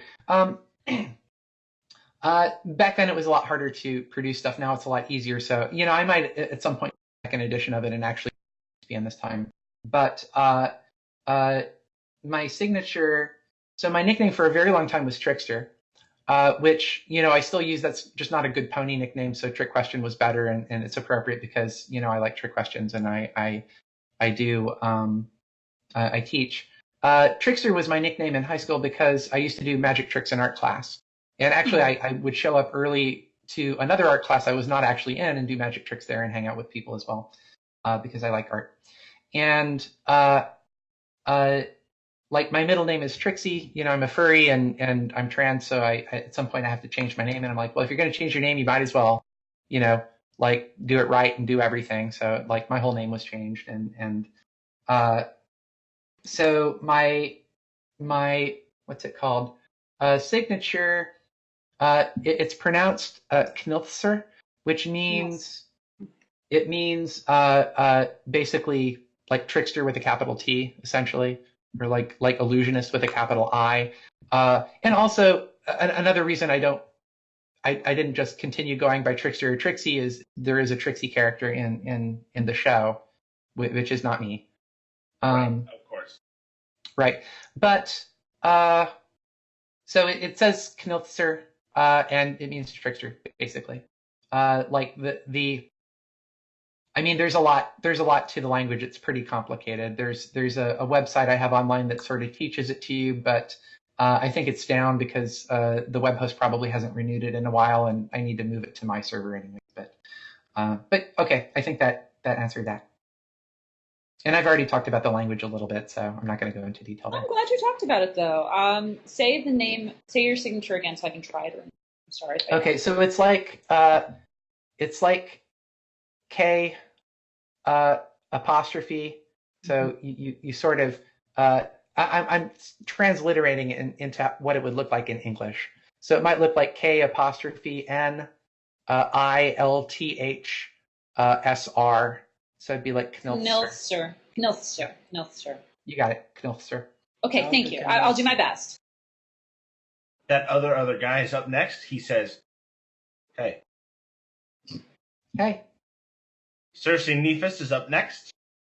How was your experience at the BronyCon bookstore? What did you enjoy the most about it? We kind of touched on it a little bit. Any extra thoughts? Yeah. I mean, it was great. It worked out really well. I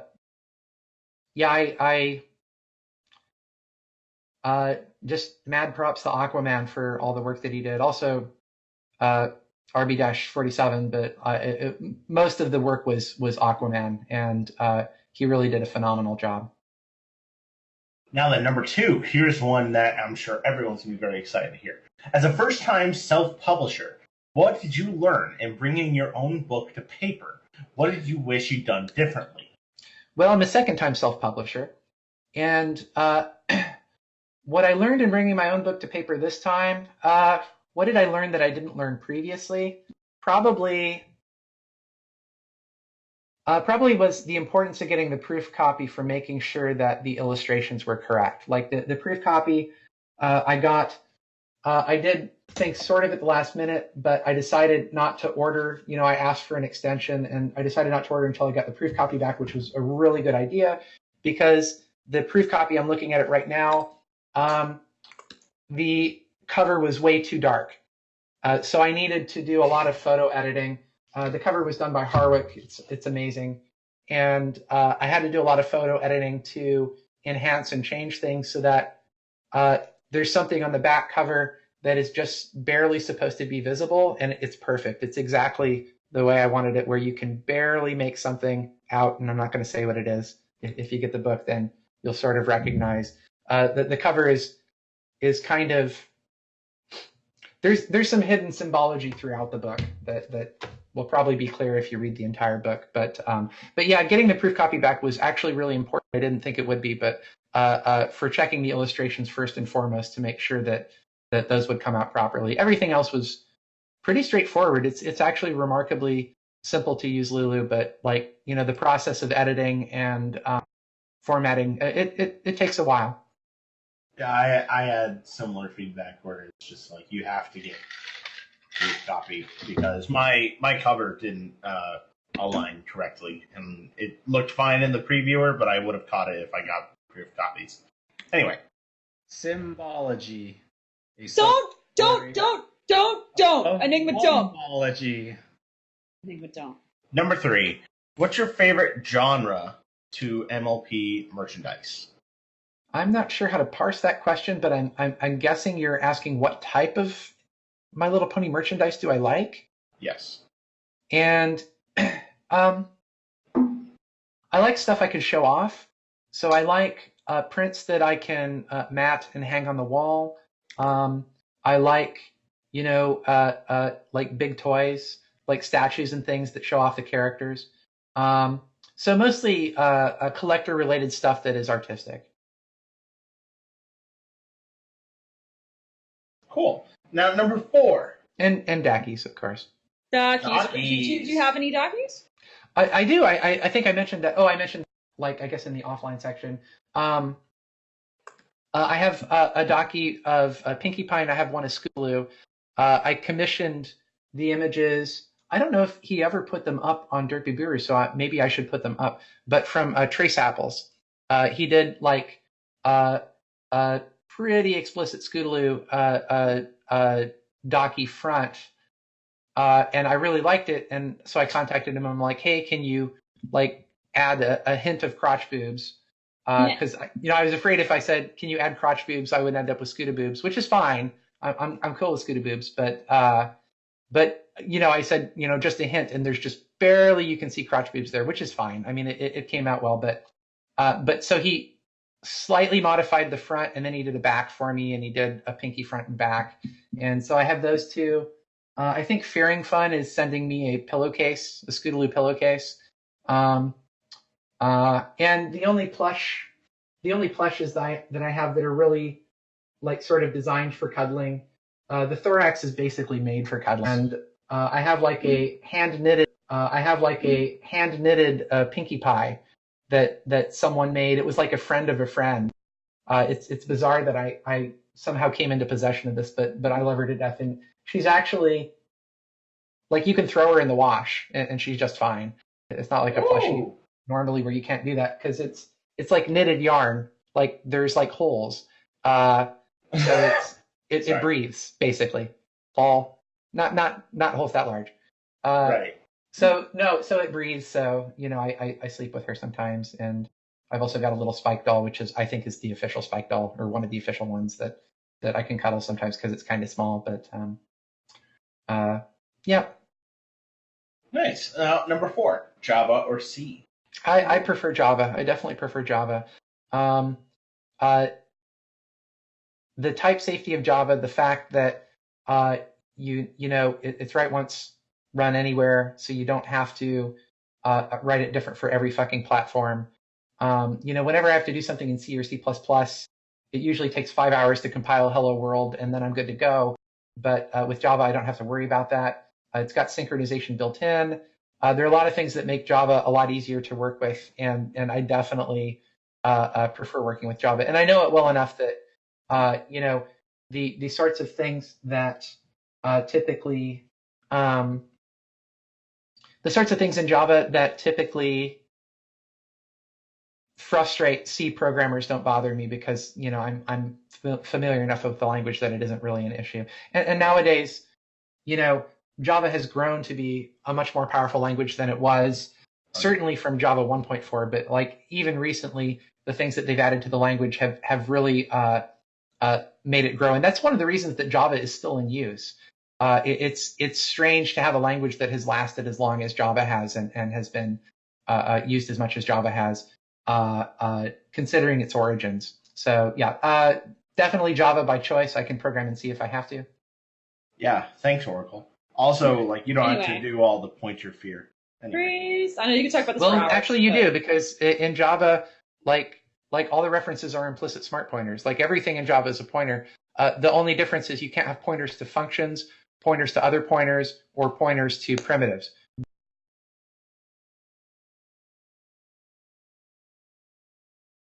For good reason, but we have a few questions to get through and about 10 minutes to go. So okay, let's here we go. Any news on Twilight Secret Journal? No, but it's the first week of school, and pretty soon I will end up updating it. It's just like I'm actually able to do things now that I have overcome some of the problems that I was dealing with in my life. But right now school is starting, so I'm going to be crazy for a couple of weeks, and then hopefully there will be updates soon. Also, I have to read the whole fucking thing again before I can write this chapter because I have to make sure I get everything right. I'm going to be doing the same thing with my stories. Number 1, what's your favorite non-MLP franchise? There are non-MLP franchises? Got him. In lieu of the honor of that answer, I'm going to move down to Lone Trooper, who says... Well, actually, I will say something very quick. I have done something for a non-MLP franchise. Ooh, I have written porn for... I've got a Chip and Dale's Rescue Rangers fanfic that I wrote You a are long the time ago. second one. You are the second person. Gadget is a thing apparently for one of our other writers. So that's and it's funny. Like long before I knew my husband and before he turned 18, like he was masturbating to fanfics that I had written. So that's really romantic, I think. Kind of. Actually, now I have to ask real quick. Hey, Priest, ever masturbated to anything I wrote before you knew me? Yes. Yay! Anyway, go on. No, that's it. Yeah. Lone Trooper is up next, who says placeholder. Thanks. You lose. Next question. Jammer is up next. So has the cast been nice to you so far? Yeah, sure. Very nice. I'm going to go through and be very, very careful. Oh, wait, no, this is fine. This is like the last of legitimate questions. No, there's a few more after this you haven't refreshed, but go on. Oh, shoot. Okay. What's it like to write? Any particular story of yours you especially enjoyed making? When I write, I always have a message. Like almost everything I write is specifically message oriented. It's not always something that people pick up on, but writing for me is very personal. And it's kind of funny. I could say in a way that I don't write fiction. Ooh. Because almost everything comes from stuff I've experienced, which will make reading my fiction all the more horrifying if you actually realize where it's coming from. Jewel, my husband, can't actually read most of my stuff because it's too difficult for him. Like, he knows that like I've been through certain things, and it's too stressful for him. I mean, he deals with anxiety, and so he can't read most of the stuff that I write, unfortunately. But it's cathartic. That's one of the main reasons that I write, and I like to share ideas. When I'm in the zone, which is almost always when I'm writing, I can't usually write until I'm in the zone. It just comes very naturally. I don't plan a lot. I just sort of write stuff organically. Again, Broken Symmetry is an exception to that.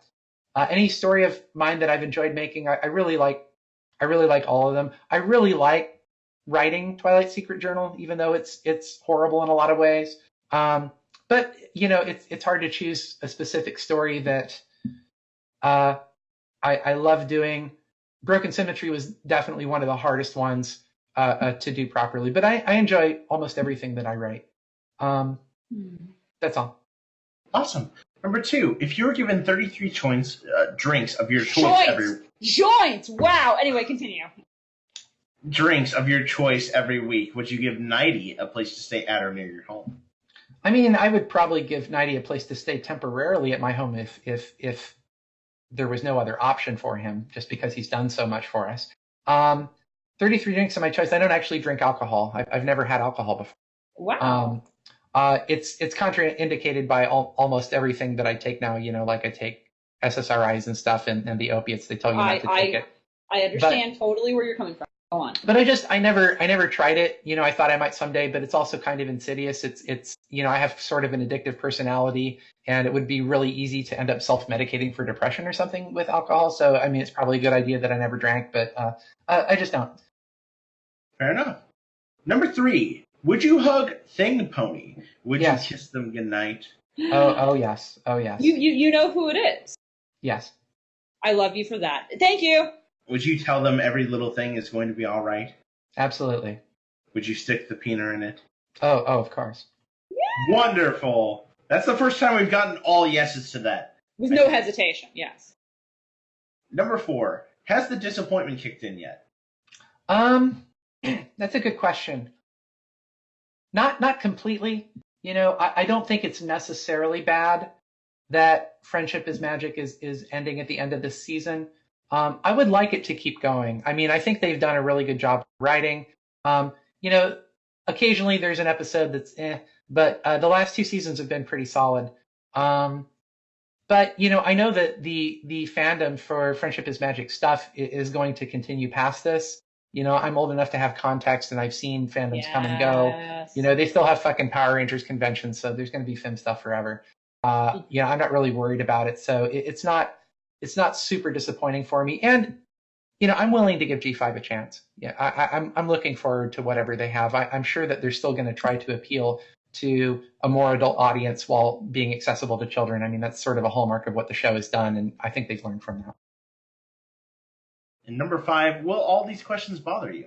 Nah. Wonderful. And then to polish this off, it's time for questions with Violet. It's time for questions with Violet. Violet's known for coming in and asking the most absolutely distressing, gut-wrenching, vomit-inducing questions on the cast, but it looks like all she's asking today is, how are you today? Oh, come on. I'm good. Priest, ask the question right. All right, fine. Oh God, we all know that Vylon is sexually interested in every single one of our guests, so Priest is going to ask it as such. Okay? No, that's perfectly fine. I don't know if I always, How are you today? but I'm pretty good, I'd have to say. And that concludes questions of Violet.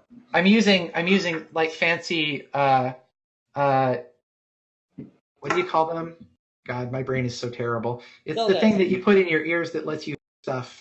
Earbuds. Yeah, so I've got those, and one of my ears hurts a little bit, but apart from that, I'm good.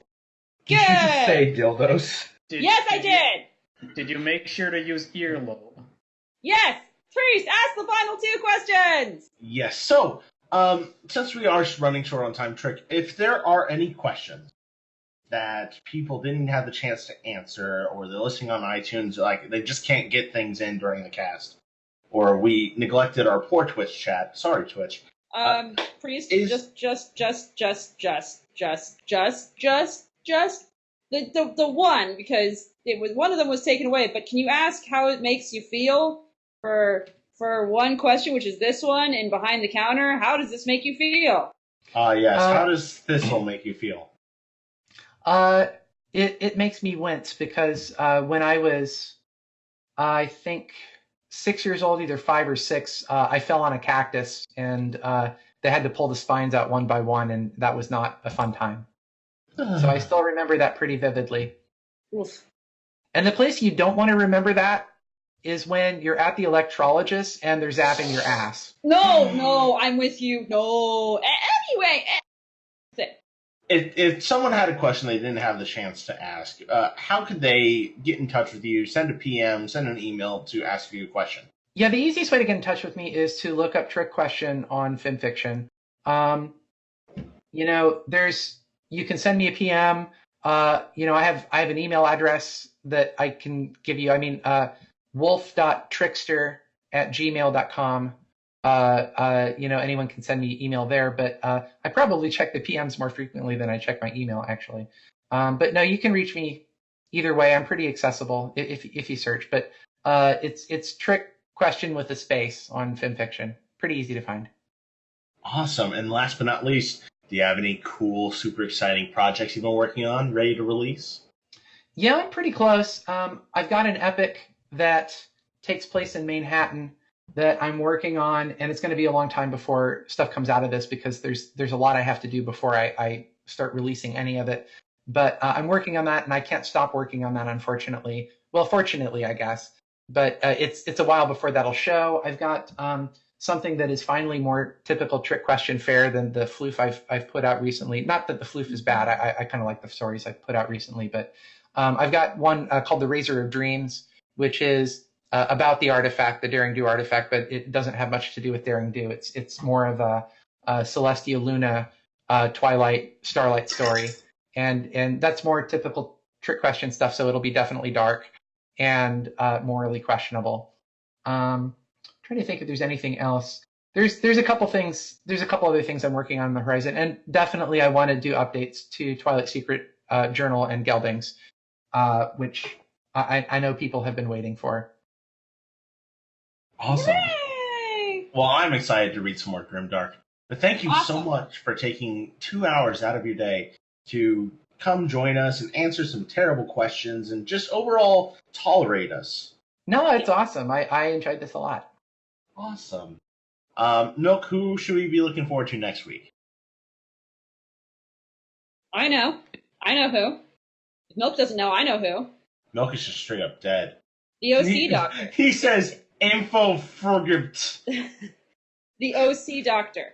Yes, the OC doctor is joining us next week. We're going to have a darn great time with him. We traumatized him at BronyCon, and now it's time to deliver that 1-2 punch. But for right now, thank you so much to Shakespearecles, Lunar Dreams, and CyberDrake777 who donated great amounts of bits during the stream. And until next week, your bartenders have been a non-pencil, Enigmatic Otaku, Fuck you, I'm taking a shit. Milk, who's Milk's dead. The amazing Flaminwerfer who joined for like a minute. I literally just joined.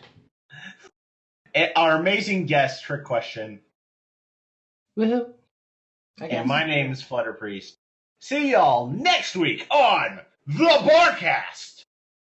Wow. Same bat time, same bat channel.